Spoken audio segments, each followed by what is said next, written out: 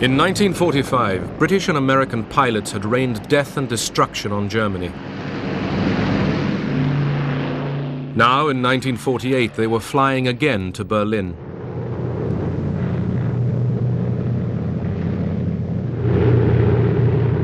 This time, they were keeping the city alive.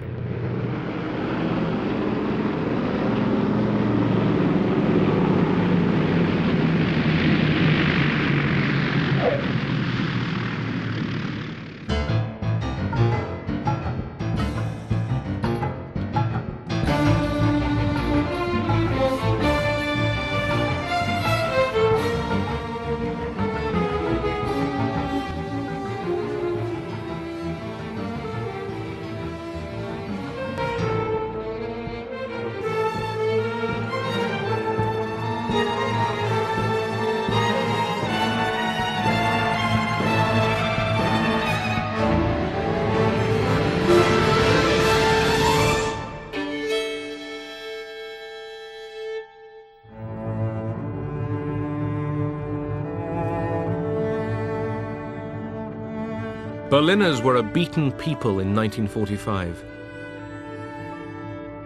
Their fate was in the hands of the Russians, Americans, British and French, their conquerors.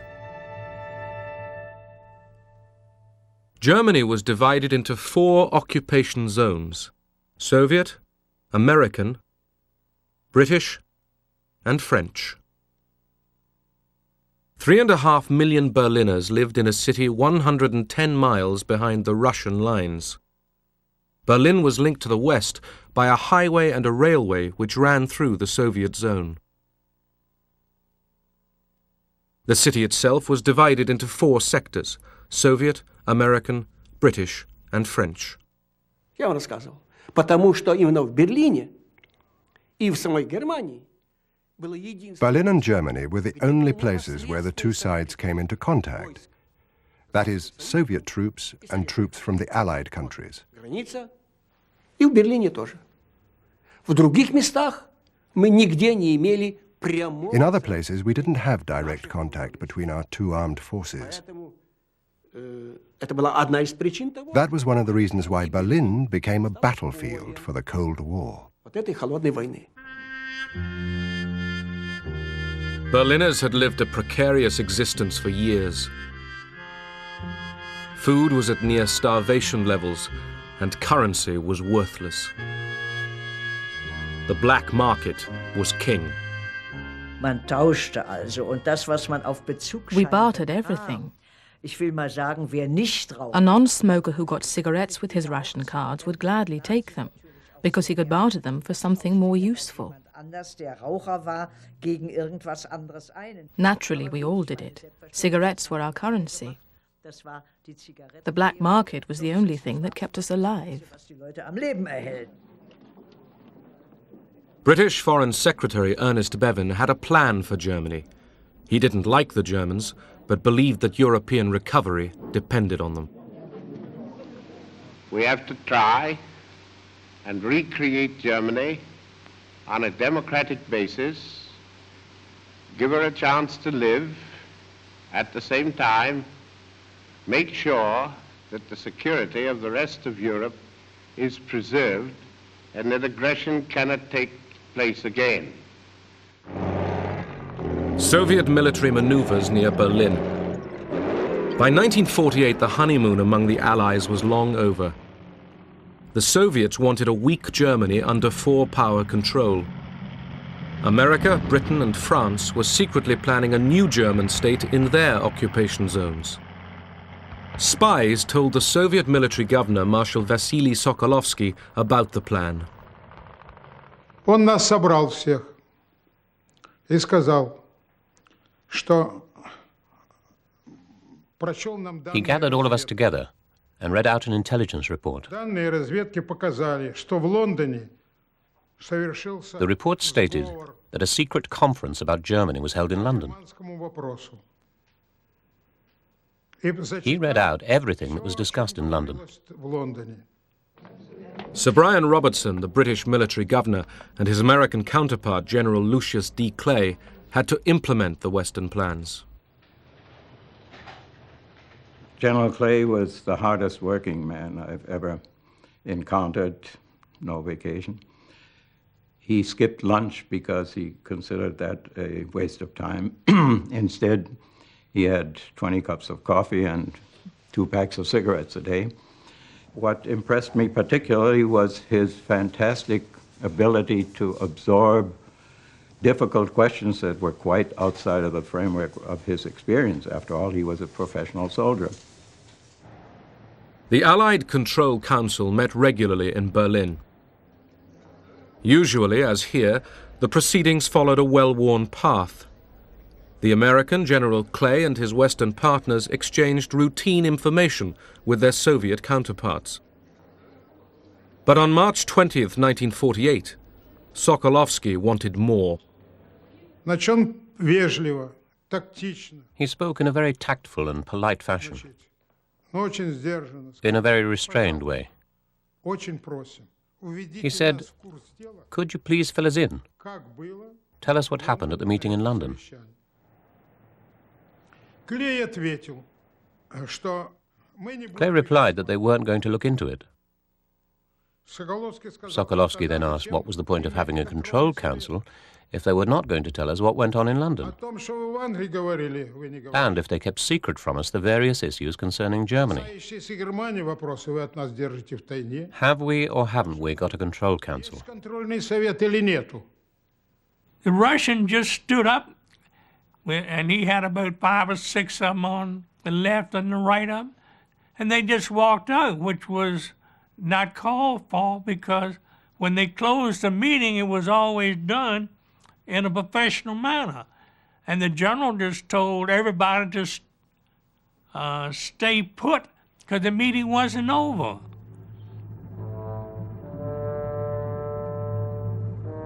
The former Allies provoked each other. The West had no intention of budging from Berlin, but knew the Soviets wanted them out. They feared Stalin might risk war to achieve it.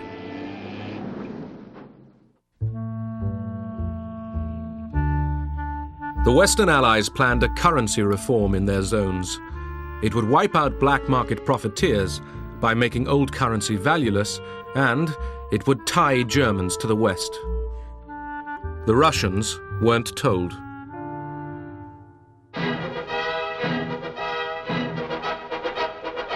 May Day 1948. In the Soviet zone, Stalin had merged the Socialist and Communist parties. The new grouping, the Socialist Unity Party, was out in strength. There was even a sideswipe at Winston Churchill. For the demonstrators, the real target was the city council, the Magistrat, which wanted to run all Berlin on Western lines. The majority of the Berlin City Council, supported by the Social Democrats and the Christian Democrats, believed that with currency reform there would be an immediate upturn in the economy. In particular, there would be increased investment by entrepreneurs.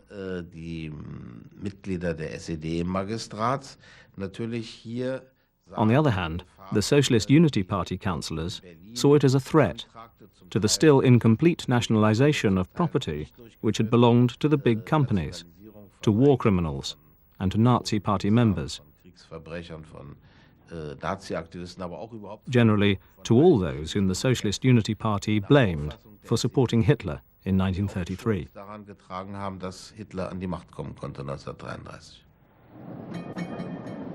The stage was set for confrontation between the Socialist Unity Party and their pro-Western opponents.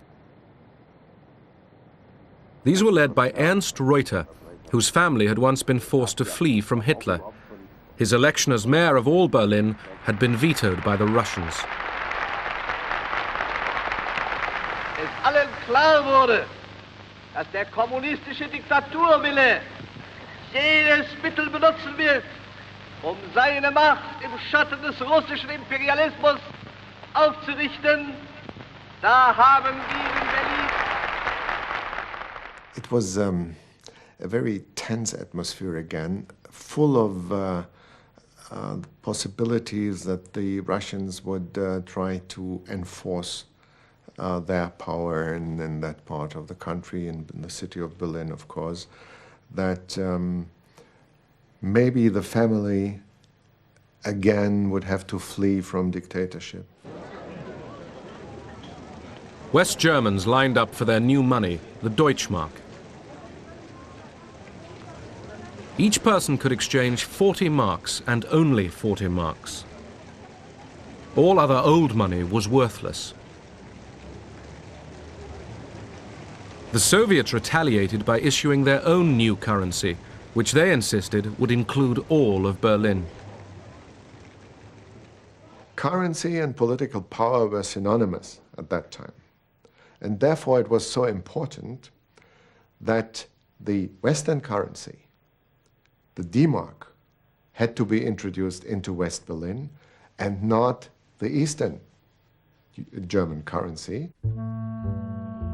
General Clay and the Western Allies were persuaded by Ernst Reuter to issue the new Deutschmark in West Berlin. The new Deutschmark, stamped with a B for Berlin, was introduced in the western sectors on June the 23rd. There were now two currencies in the city. Berliners discovered that the Western D-marks were worth more.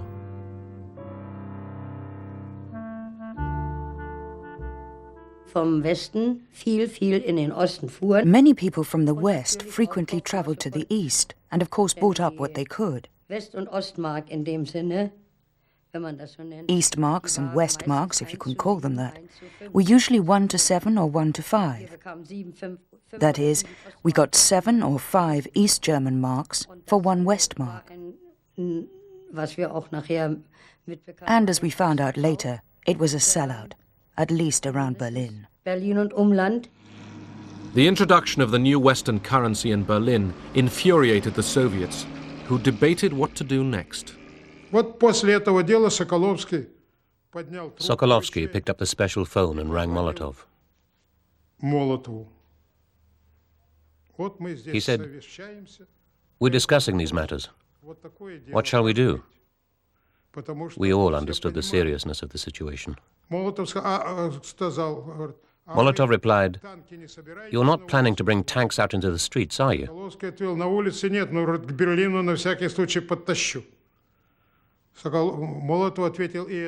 Sokolovsky said, "No, not in the streets, but I'll move them closer to Berlin."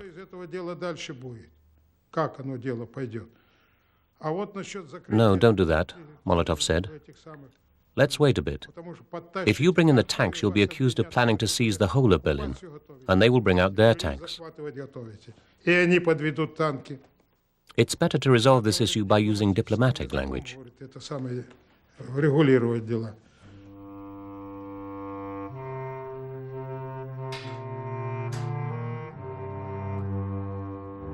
The Soviets blocked all major road, rail and canal links between West Berlin and Western Germany. They made no concerted effort to seal every route, but delivery of the 12,000 tons of food and coal normally supplied by the West to Berlin every day was now impossible. The Soviets cut electricity supplies to factories and offices. West Berliners could do little. Their only large power station had been dismantled for reparations by the Soviets in 1945.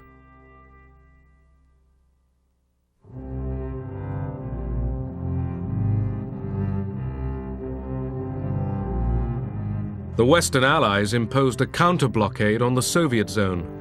Workers throughout the whole of Berlin faced unemployment and hardship.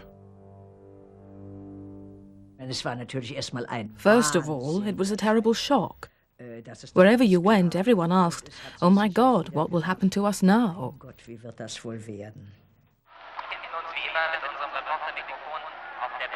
Stalin's purpose was clear: to force the Western Allies to change their policies or quit Berlin. In 1945, the Western Allies had made a written agreement with the Soviets. planes could fly along 3 air corridors 20 miles wide to 2 Berlin airfields, Tempelhof and Gatow. Seaplanes could also set down on Lake Havel. The British responded to the challenge. They planned an airlift. Foreign Secretary Bevin put his weight behind the idea. The physical suffering of 2.5 million people in Berlin to try and influence the Allies, the Western powers, in their treatment of the Germans, and to try to force us out is one which we are unable to accept. General Clay, the American commander, didn't believe an airlift would work. He had wanted to test Soviet resolve by running an armed convoy through the blockade. Reluctantly, he agreed to pursue the airlift idea with Ernst Reuter. Clay said that this would mean extreme hardship and how little we could bring in at first. And he asked Reuter point blank, do you think the Berliners will be able to take it? Reuter quietly replied, you take care of the airlift, I'll take care of the Berliners. And Clay said that was good enough. He called up General LeMay and said, General, we're going to haul coal into Berlin. Coal? General LeMay said. He said, yeah, we're going to keep this city alive. The Berlin airlift began at the end of June. The Americans called it Operation Vittles. The British, Plain Fare. The airlift had to deliver 2,000 tons of supplies a day. Without it, West Berliners couldn't survive. They had coal for only 45 days and food for only 36.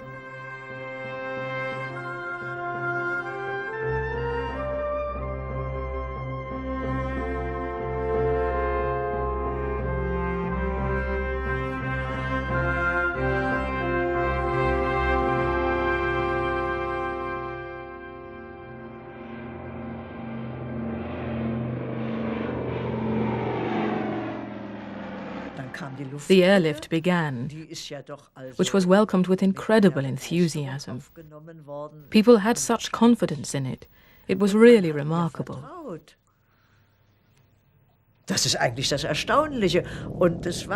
People thought, why shouldn't it work? They dropped so many bombs on Berlin. They should be able to drop potatoes. Bomben hier abgeworfen, da werden sie doch auch Kartoffeln abwerfen können.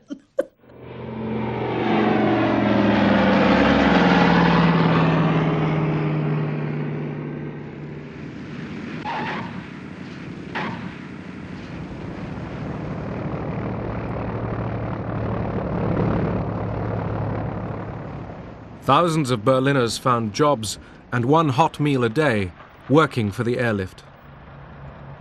We were divided into work gangs, supervised by an American overseer. Each gang was ordered one by one to the planes as they came in.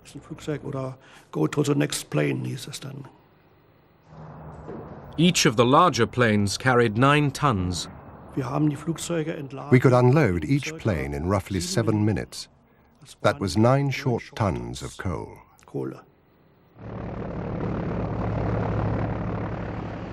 The British hired civilian operators.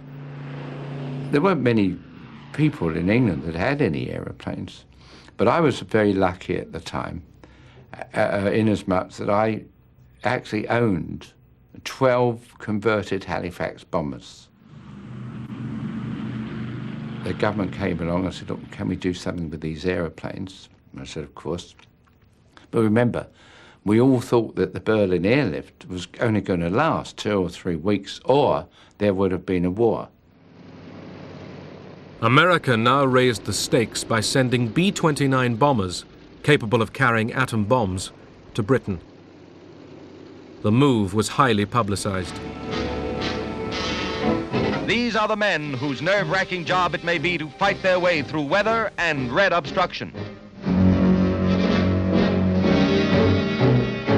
So grave is the crisis that General Clay is recalled to Washington to report on the situation. He is greeted by Secretary of the Army Royal and then is welcomed by Chief of Staff Omar Bradley. On his shoulders may rest the responsibility for peace or war, and the Commander-in-Chief at the White House awaits his appraisal of the most explosive situation yet in the struggle between East and West. Clay argued once again that he be allowed to confront the Soviets with an armed convoy. Now, if the Soviets stepped aside and the convoy went through, then peace would continue. If they chose not to let the convoy through, then it meant war. It was just that simple. And last thing in the world President Truman wanted to do was see our country get into another great war. We just come out of one. So, no armed convoy, but more planes for the airlift. Since I have been in Washington, I have been assured of an additional supply of C-54s, which carry 10 tons, to replace the C-47s. And this will enable us to build our airlift up to 4,500 tons a day. This tonnage will enable us to maintain Berlin indefinitely while we try to find a peaceful solution to the Berlin problem. In August, Stalin visited an air show near Moscow. He was confident that the Soviet blockade of Berlin's western sectors would be enough to force the Allies back to the negotiation table. But time wasn't necessarily on his side. The West's counter-blockade of coal, steel, and machine tools was beginning to bite.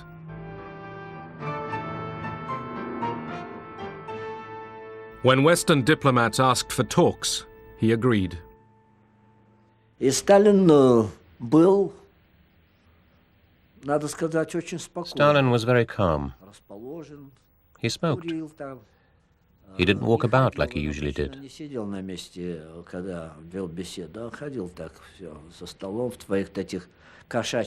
Normally, he would pace around like a cat in his soft boots. But this time, he stayed seated. He had no notes next to him.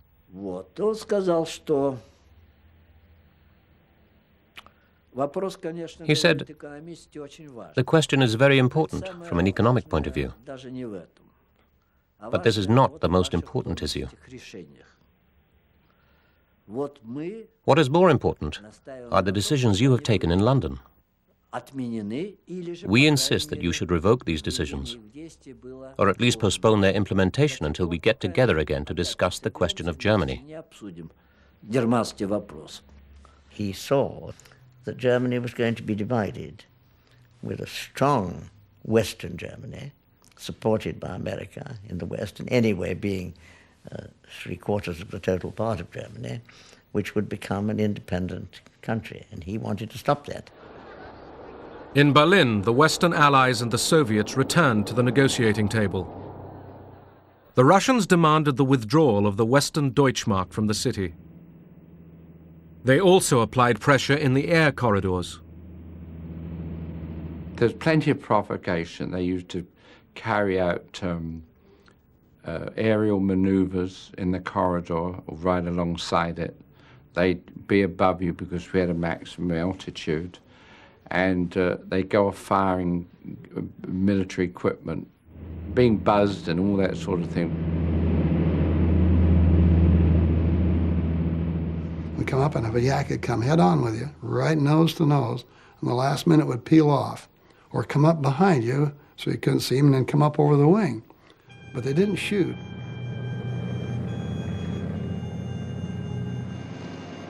Bad weather caused delays and accidents. The airlift was not delivering enough food, and virtually no coal had been stockpiled for the harsh winter to come.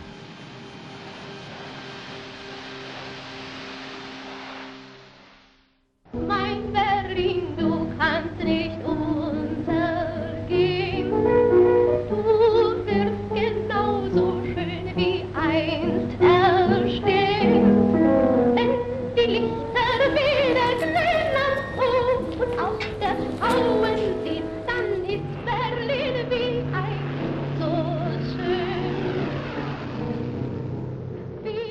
Berliners knew they were living on the edge.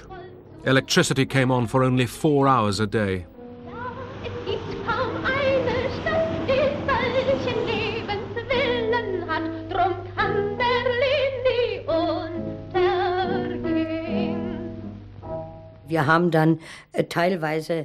We did the washing at night. Because I had a small baby, I had to boil the nappies and do the cooking.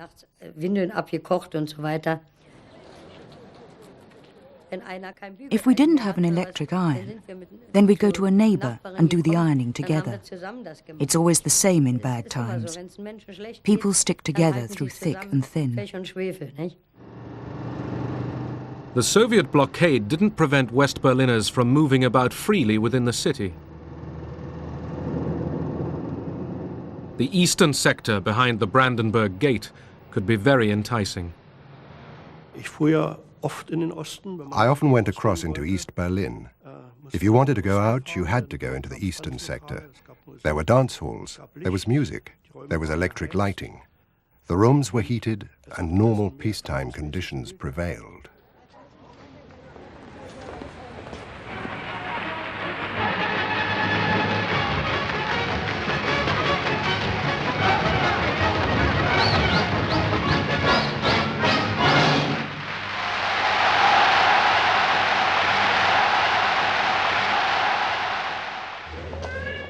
The Russians offered West Berliners the chance to buy food in the Soviet sector.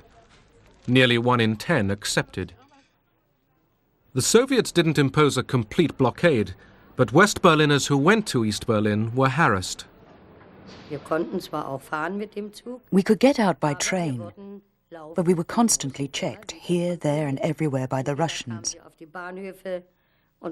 They came into the station and either demanded our identity papers or searched our bags and rucksacks. You had the feeling that if a Russian didn't like the look of a German, he would take him away. Tension among the former wartime allies was increasing. The city was splitting apart.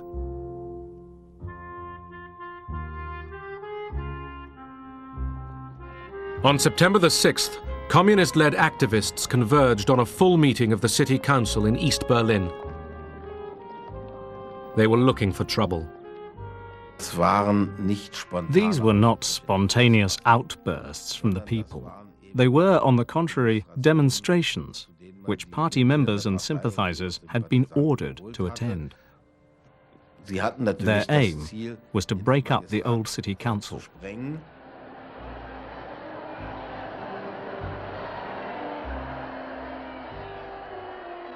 We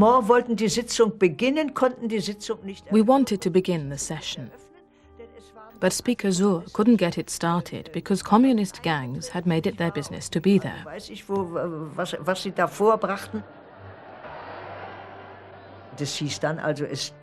Word got around. We couldn't work there. Some people had already been beaten up, so we had to leave. Councillors driven out of the city hall met in the safety of West Berlin. With them was Ernst Reuter, who now appealed to all Berliners to gather at the Reichstag to protest.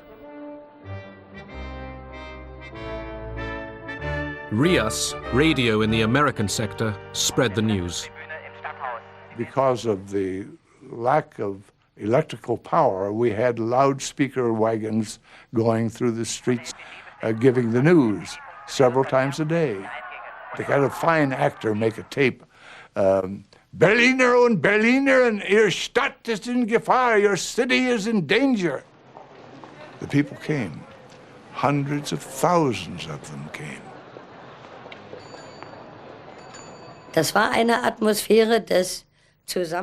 This was a show of unity by the people of Berlin.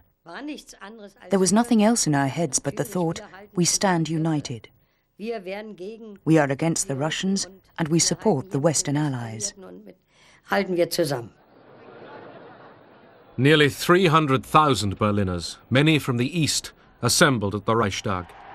The view of the Berlin politicians, there was a possibility that the Western Allies might be ready to come to a to a compromise with the Russians, which would be a detrimental compromise for Germany. They rallied that meeting to demonstrate that the population of Berlin was decided to stand for their freedom and for democracy.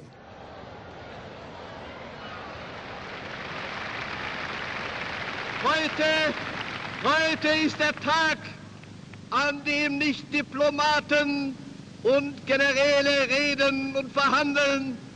Heute ist der Tag, wo das Volk von Berlin seine Stimme erhebt. Ihr Völker in Amerika, in England, in Frankreich, in Italien, schaut auf diese Stadt und erkennt, dass ihr diese Stadt und dieses Volk nicht preisgeben dürft, nicht preisgeben könnt.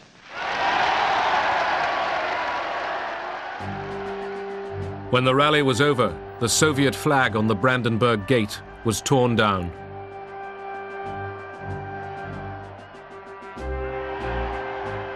East Sector police and Soviet soldiers opened fire. 12 people were injured. One young Berliner was killed.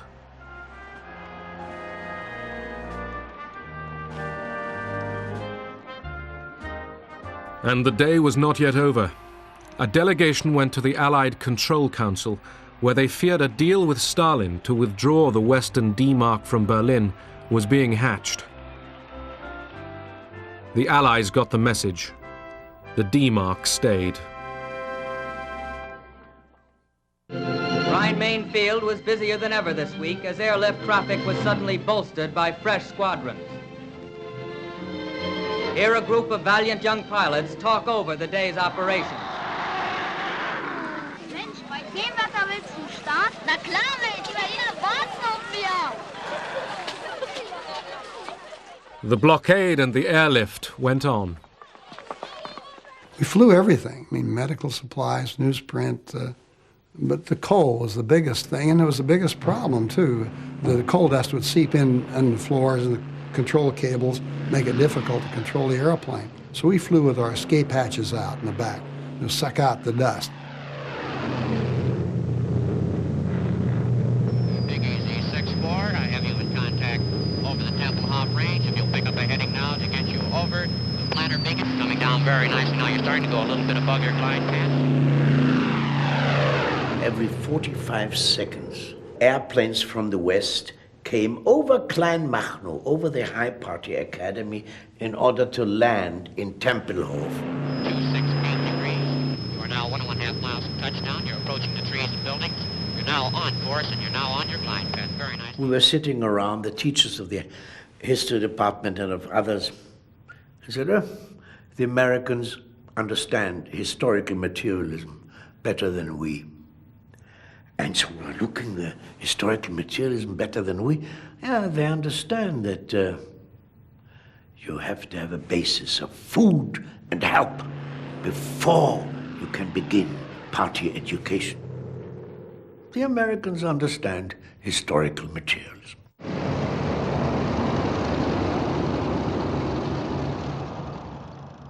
Airlift pilots could fly up to 3 missions every day. An American pilot brought his own 8mm movie camera. I went back to Berlin to get this picture.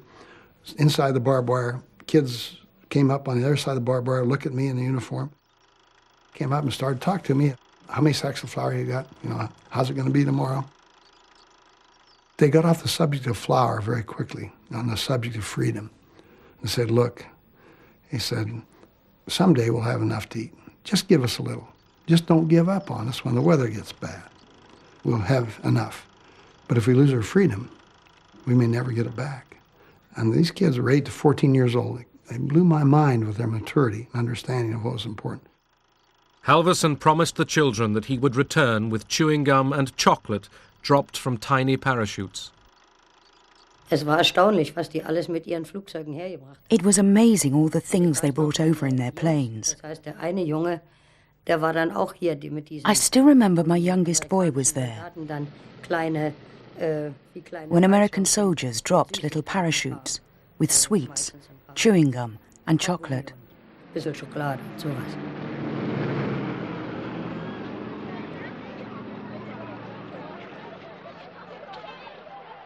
Word of Halverson, the candy bomber, spread quickly.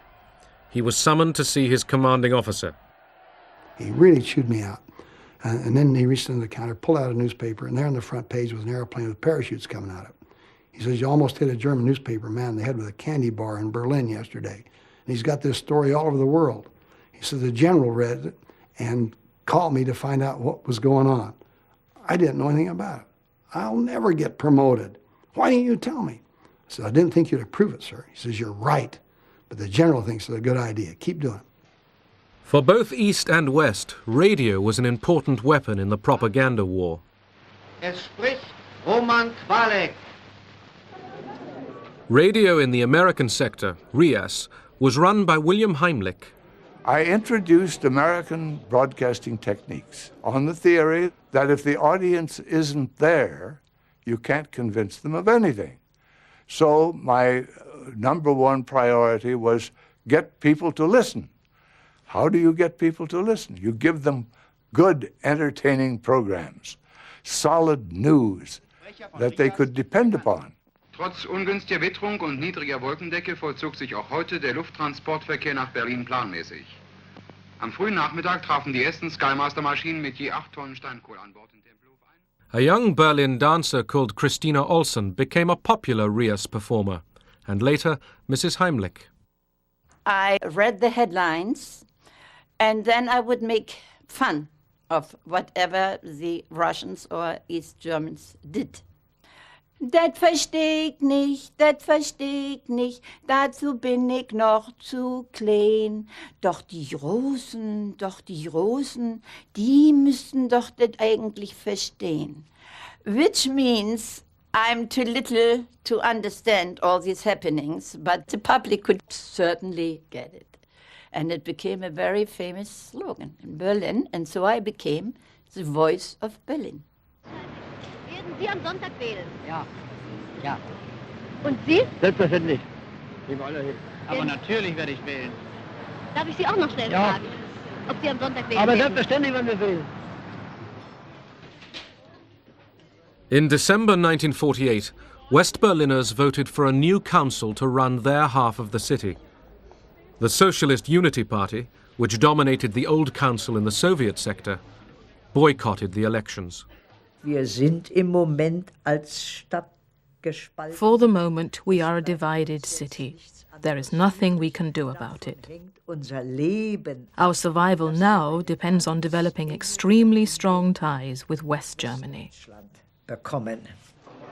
Ernst Reuter was now mayor, with Louisa Schroeder as his deputy, but only in one half of Berlin.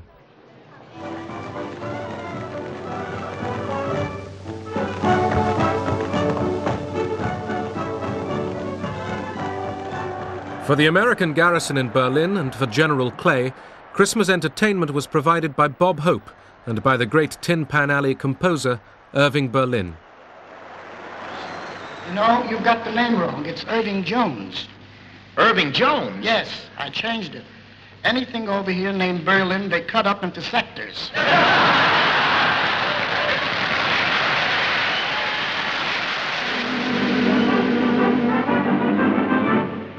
Not long ago, a group we called the Air Corps helped win the war and took a bow. Not long ago, we cheered the fighting Air Corps. Let's see what's happened to them now. Operation Biddles, there's Lindsay on the way. And rolling wheat and hay, and everything's okay. Operation Biddles, as in the night we go. We won't forget to blow against the wall. Operation Vittles, the American code name for the airlift, was working at last, thanks to an unusually mild winter. On Easter Sunday 1949, a record 13,000 tons was airlifted in 24 hours. The gamble had worked. Berlin could be supplied indefinitely by air. We lived at Karlshorst.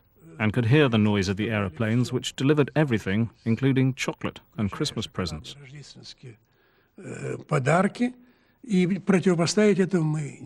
We couldn't match it. We were poor, and the West was rich. And, of course, this crazy blockade was bound to fail.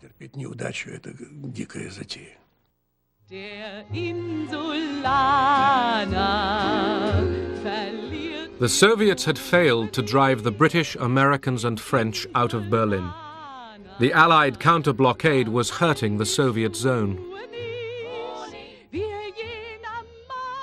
On May 12, 1949, Stalin called it quits. As midnight nears, tension mounts at the British frontier control post. Familiar with the old Russian habit of changing their minds when it suits them, seasoned campaigners could not quite grasp this new mood of cooperation. As on the stroke of 12, the barrier goes up and a British jeep leads the race into Berlin.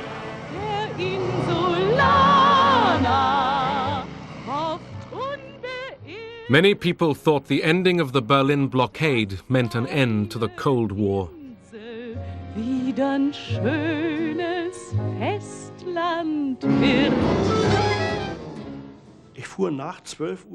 I returned home after midnight, having taken the S-Bahn from Ostkreuz to Neukölln. When we crossed the boundary between the two sectors, everything was bathed in light. It was like a dream. Freude. Weiter nichts. Sheer joy. Nothing else. We had done it. It does work with the West. That was so very important. The West has won. Der Westen hat gesiegt. It was General Clay's time to go back home.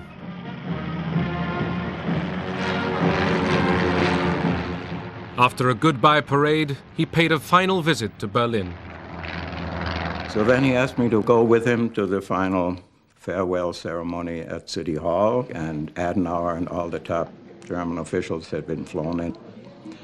That was a very impressive farewell ceremony, and as so often, nobody had thought of providing a separate microphone for the interpreter. This happened to me time and again, which meant I had to lean over practically cheek to General Clay to speak into the microphone. And in the strong light, I could see that there were tears in his eyes. I shall not use the English word goodbye, but rather try to say to you, Auf Wiedersehen.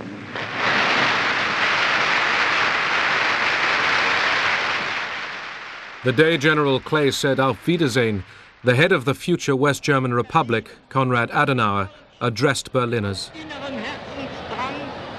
Und erfüllt von tiefer Dankbarkeit für euren Kampf, für euer Leid, für eure Geduld, die jetzt zum Siege geführt hat.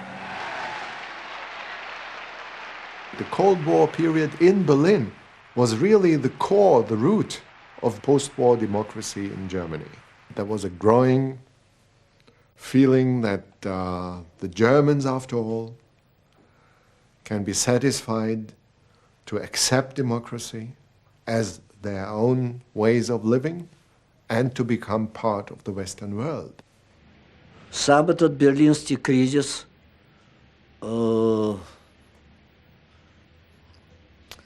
привел, конечно... The Berlin crisis, on reflection, resulted in a division of Europe. The government in West Germany was created, and 2 weeks later, on our side, the German Democratic Republic was born. That division went right across Germany. In April 1949, British Foreign Secretary Bevin's dream of a strategic alliance between Western Europe and North America came true with the signing of the North Atlantic Treaty. The overall success of the Berlin Airlift was, first of all, it persuaded a lot of very frightened people throughout Europe that they had to come into the Atlantic Alliance, which provided the security for the general feeling that we are safe in spite of these very much larger Russian forces which were next door.